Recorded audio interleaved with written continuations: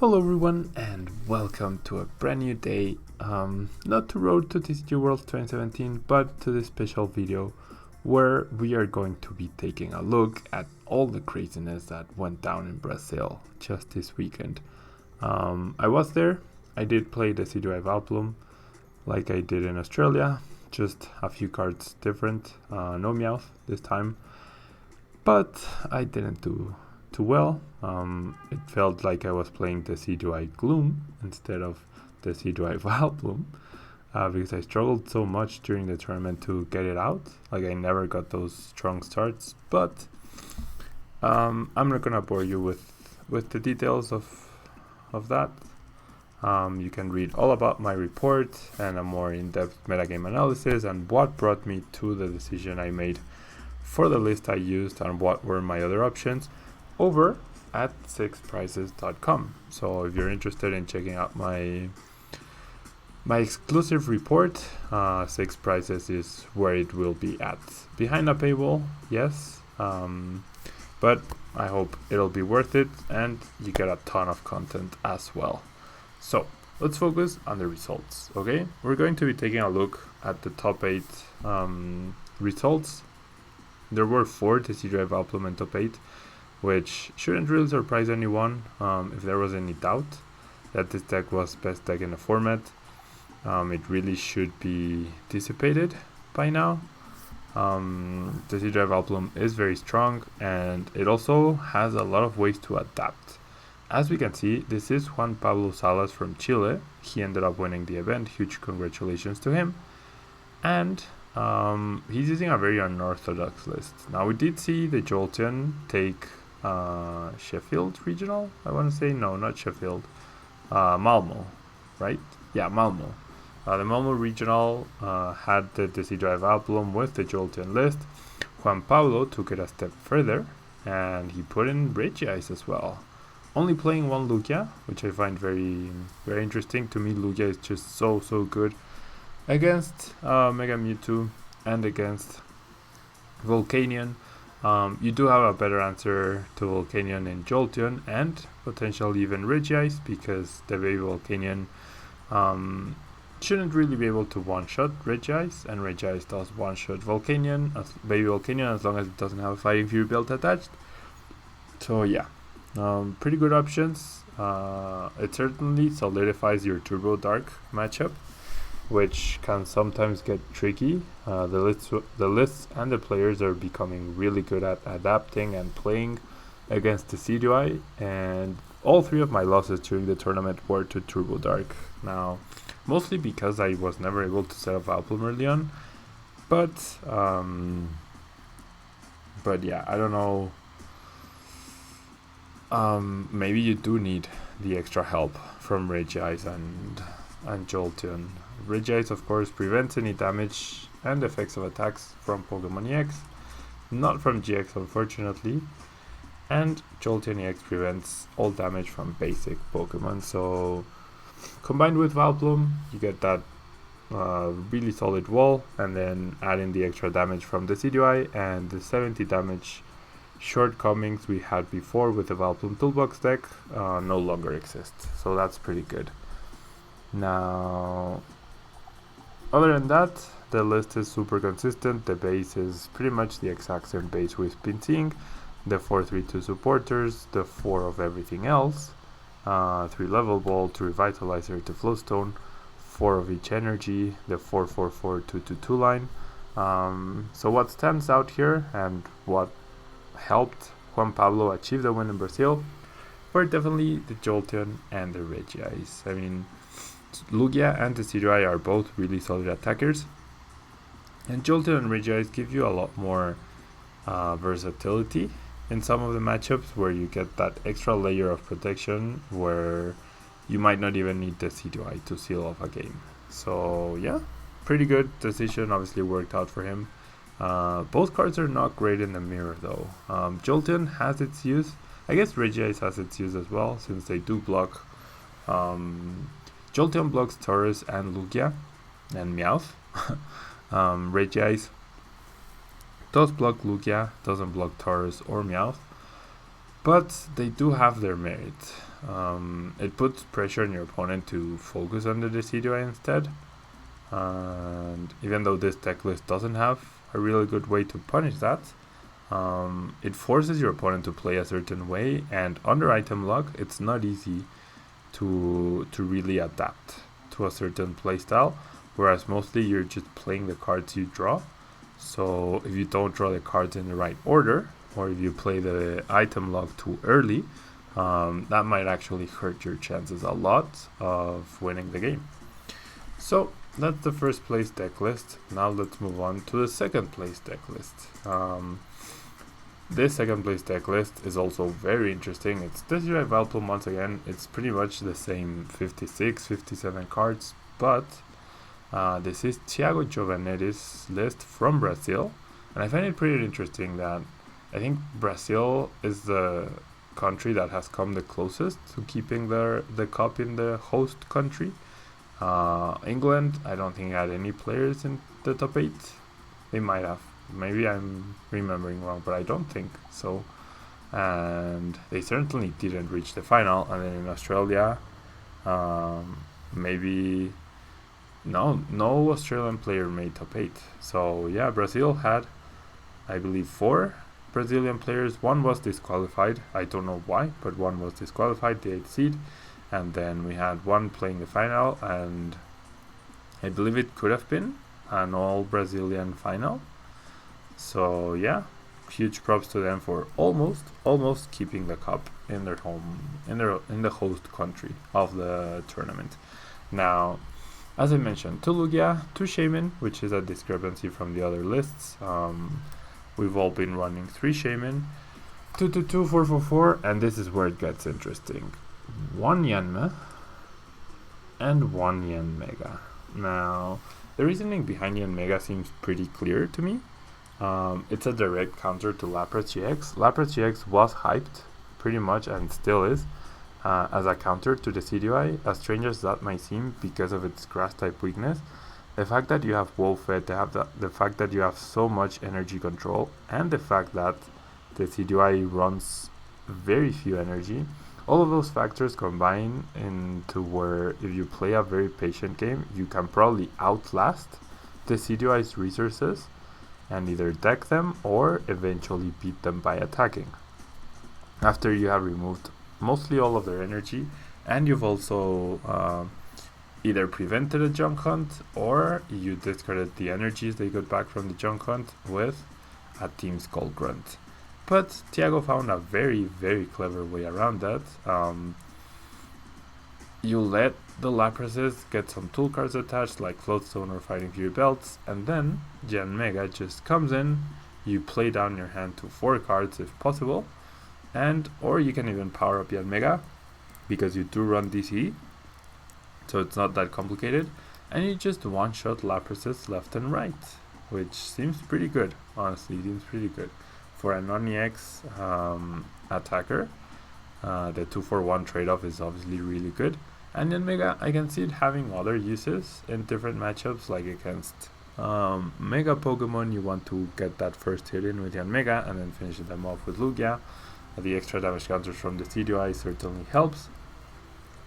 You can deal a lot of damage to things like Hoopa with a Floatstone, Darkrai with an Experience Share, or Fighting Fury Belt, things like that. So I can see how Yanmega was very useful, and that's pretty much the only thing of note here. I guess the 3 Lysander is it's becoming the standard, but Juan Pablo did not play 3 Lysander, he only played 2, and what you usually end up sacrificing is the energy. The 4th, not the 4th DC, but the 4th either Rainbow or Grass for that Lysander. At least that's what I did for my list. So yeah, we have now the top 2 Decidueye decks with 2 very original combinations. We have the Regice, which ended up taking the event, and then we have the 1/1 Yanmega as a Lapras GX counter.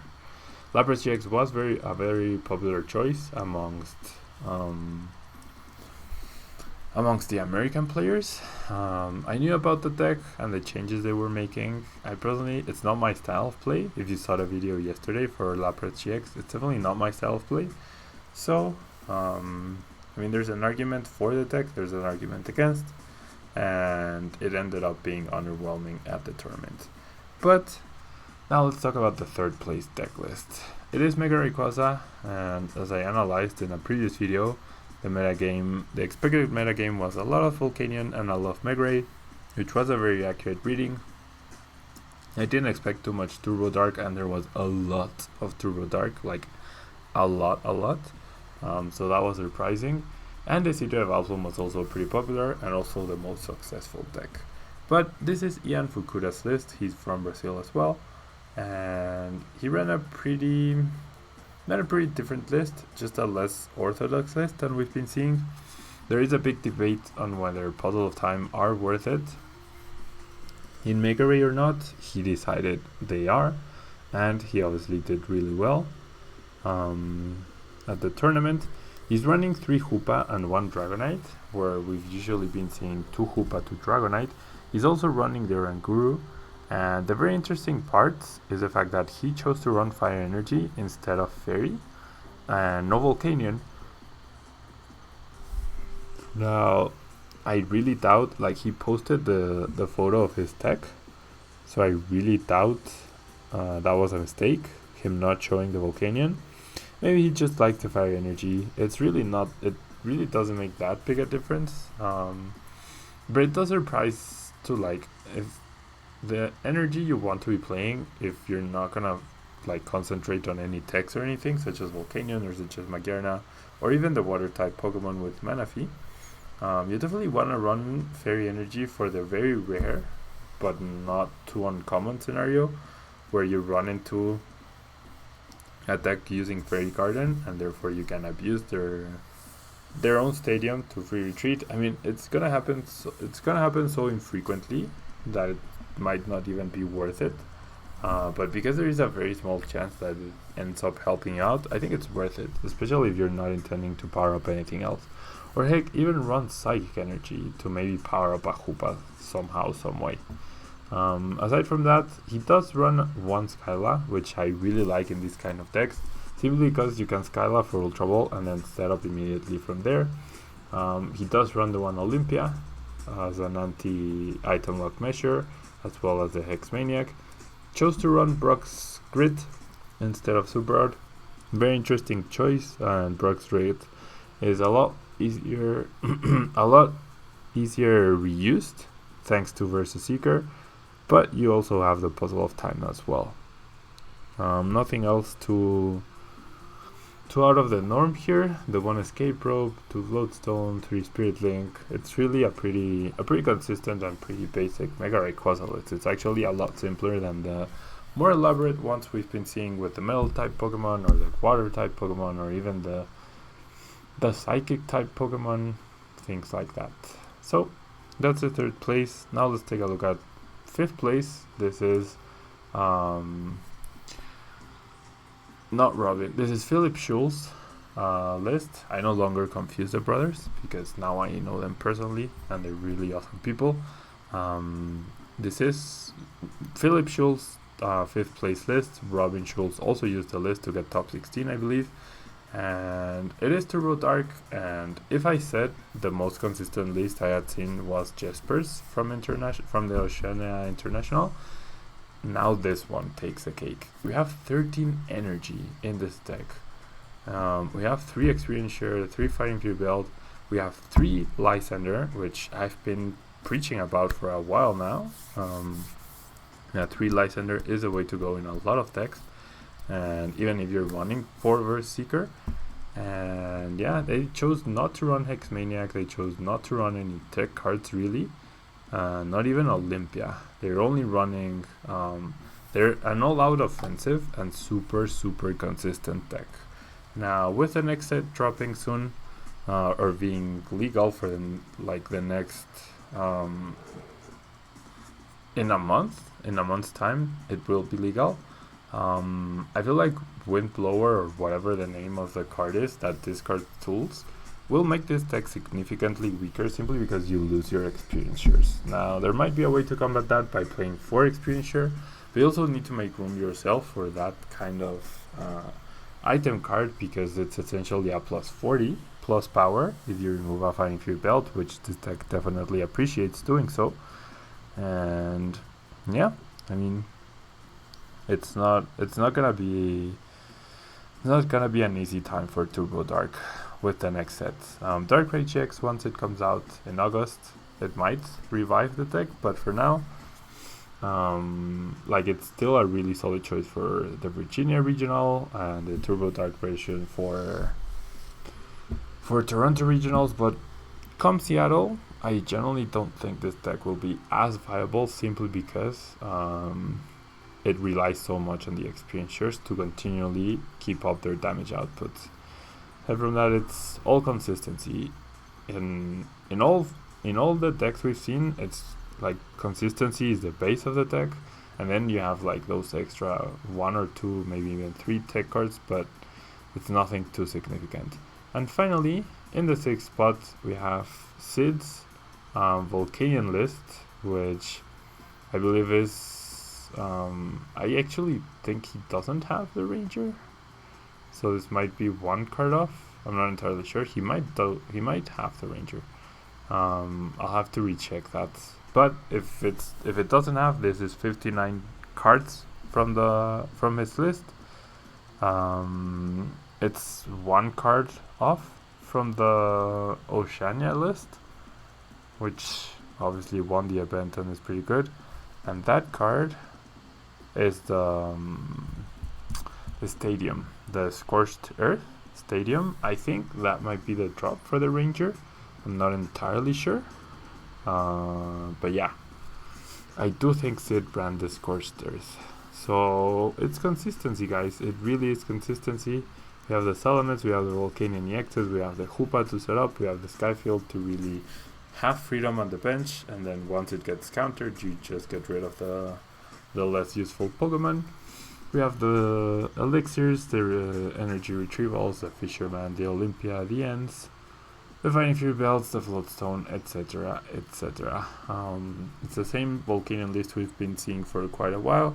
There's very few card differences from now on. The deck has definitely been figured out, and it's gonna be a contender for a long time. I think it's really gonna be a good contender. The next set does get a lot of new water type Pokemon and the Aqua Patch, which might keep Volcanion just a little bit in check. But I don't know.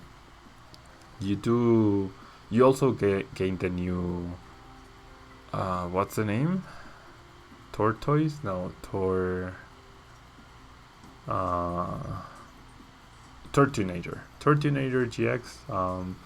It's like a passive way to play Volcanion, but it's definitely worth exploring, I believe. So it also gains the Windblower card, which helps you make sure that Garbodor's Garbotoxin doesn't completely shut you out of a game. So that's really good, and that does definitely give power to Volcanion. And with this, guys, these are 5 of the top 8 decks. The other 3 decks were 2 more TCG Vileplume lists, Diego Casiragas and Connor Finton's TCG list, neither of which featured too many crazy decks or anything. They were just consistent. Connor did play Taurus, I believe. Diego did play Beedrill and Taurus, like the 1/1/1, I think. And the deck that got disqualified, I believe, was another Mega Ray. And I don't know what 9th place was running. I generally don't know. But yeah, that disqualification was very weird, very unfortunate. I don't know what the real story is. There's like 2 or 3 different versions of what happened. But yeah, I mean, the message you have to get from this is definitely don't cheat. Ever. Don't ever cheat, guys. It's not worth it. If you like the game, it's definitely not worth it. And yeah, this will conclude the top decks analysis. And I just got from Brazil today, so I apologize if my energy levels are lower than usual, but it was quite a long trip. But I really wanted to make this video for you guys so that you wouldn't miss out and you'd get to see the top lists, especially because there's a lot of people who don't visit the Facebook forums and things like that, so sometimes it's hard to find information anywhere, and the Pokemon site does take a while sometimes to upload that information. It's been getting better, and certainly for events in the US, it's not immediate, but it takes like a week, maybe less. But for the event in Brazil, I generally don't know. I hope I'm surprised, but I wouldn't expect the deck list to be available this week. But thankfully, you have the Tablemon channel, which showcases all of the deck lists, or most of them. At least the most interesting ones, and especially I feel like Mega and Regice were some of the high talking points of this weekend.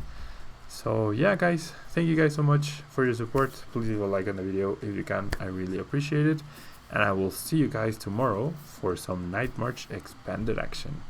Thank you guys, and bye bye.